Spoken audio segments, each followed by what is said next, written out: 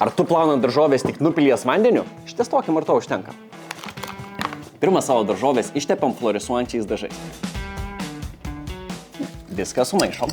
Ir tada su ultravioletiniu prožektorium, kurį gavom iš Lemon Electronics, mes galime matyti, kokios purvinos yra mūsų daržovės.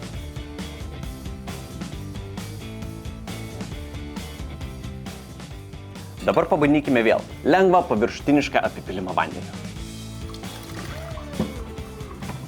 Pažiūrėkim vėl, ar nusiplovė daržovės. Mūsų daržovės yra dar ganėtinai purvinos.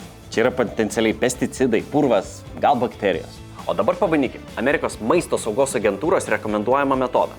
Pirma, sumetam daržovės į šiltą arba drungną vandenį. Tada su rankom nuplauname kiekvieną daržovę, ją nutrindami pirštais arba šepečiu. Laikas pažiūrėti, ar mūsų daržovės iš tikrųjų yra švaresnės.